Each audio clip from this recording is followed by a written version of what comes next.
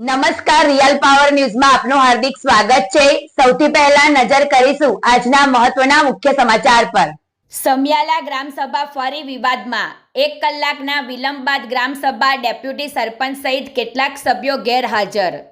સમિયાલા ગ્રામ પંચાયત ખાતે 16મા નાના પંચની યોજના અંતર્ગત વિકાસના કામોના આયોજન અને માર્ગદર્શન માટે ગ્રામસભાનું આયોજન કરવામાં આવ્યું હતું। જો કે ગ્રામસભા શરૂ થાય તે પહેલાથી જ અનેક સવાલો અને વિવાદો સામે આવ્યા હતા। વારંવાર વિવાદોમાં રહેતી સમિયાલા ગ્રામ પંચાયતમાં અગાઉ 27 જુલાઈના રોજ યોજાનારી ગ્રામસભા મુલતવી રાખવામાં આવી હતી। ત્યારબાદ આજે યોજાયેલી ગ્રામસભા પર નિર્ધારિત સમય કરતાં આશરે 1 કલાક મોડી શરૂ થતાં ગ્રામજનોમાં અનેક તર્ક વિતર્ક જોવા મળ્યા હતા। ગ્રામસભામાં 16મા નાના પંચની યોજના હેઠળ ગામમાં જરૂરી વિકાસના કામો અંગે ચર્ચા વિચારણા કરવામાં આવી હતી। જો કે આ દરમિયાન ડેપ્યુટી સરપંચ સહિત કેટલાક પંચાયત સભ્યોની ગેરહાજરી પણ ચર્ચાનો વિષય બની હતી। પોતાની રજૂઆત કરવા આવેલા કેટલાક ગ્રામજનોએ ગ્રામ પંચાયતના વિકાસના કામોને લઈને ગંભીર આક્ષેપો કર્યા હતા। ગ્રામજનોનું કહેવું હતું કે દરેક ગ્રામસભામાં વિકાસના કામોની ચર્ચા અને ઠરાવો કરવામાં આવે છે, પરંતુ જમીનની સ્તરે અનેક કામોનો અમલ થતો નથી।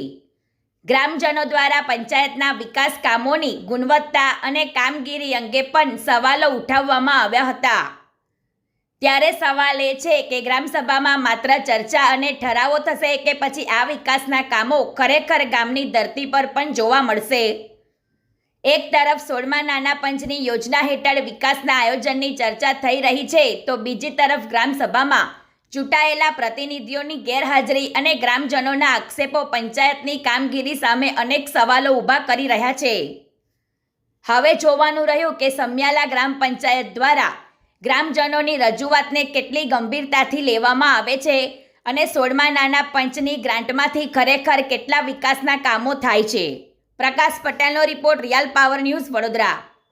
આજે સભા હતી, કેટલા સભ્ય હતા અને કયા કયા મુદ્દા લેવામાં આવ્યા હતા વિકાસના મુદ્દાની અંદર આજે એવું હતું કે સામાન્ય સભા બી હતી, ગામની બી મિટિંગ હતી, ગામના બધા સભ્યો પણ હતા અને ગ્રામજનો બી હતા। એમની રજૂઆતે ધ્યાને દોરી અને જે કંઈક કામો બાકી હતા એ કામો જેવા કે દરગાહેથી લઈને મેઇન રોડ, લક્ષ્મીપુરાના મેઇન રોડો, ગટરના કામો, એવા વિવિધ કામો કરીને બધા આપણે માળી સમાજનું સ્મશાનનું કામ બાકી હતું એ, એટલે વિવિધ કામો કરીને 50 કે 55 લાખ રૂપિયાના કામો લખ્યા છે એવડે, જે 15મા અને 16મા નાણાં પંચની અંદર ડિવાઈડ કરી અને કામો પૂરા કરીશું।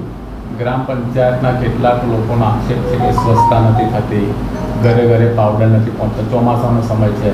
ના, દરેક પાવડર એના વિડીયો બી છે અને આમાં શું છે કે અમુક એવું હોય કે અમુક વિસ્તારમાં નહીં પહોંચ્યા હોય એને બી ધ્યાને દોરીને જે છે કર્મચારી બોલાવીને બી આપણે કીધું કે ખૂટતો હોય તો પાવડર લાવીને બી તૈયાર વહેલી તકે બધી જગ્યાએ નખાઈ દેવું એવું। ગ્રામ પંચાયતના લોકો રજૂઆત કરવા આવે છે તો તલાટી દ્વારા સભ્યો આજે સ્ટ્રિક્ટલી તલાટી મેડમને બી કીધું બરાબર છે કે આવું દરેક વ્યક્તિને માનપૂર્વક તમે સહયોગ આપો ને તમારું જે કામ છે એક જ વાર પંચાયતે આવે ને બીજો ધક્કો ખાવાની જરૂર ના પડે એની તકેદારી તમારે રાખવી એવી સ્ટ્રિક્ટલી મેડમને કીધું નહીં કે અમે ઉપલા અધિકારી ટીડીઓને જાણ કરવાની થશે તો કરીશું કે ભાઈ, એટલે મેડમને બી આ તમારી સામે જ છે ને મેડમને બી કીધેલું છે એવું। હવે આવો બનાવ નહીં બને એવું મેડમ થકી।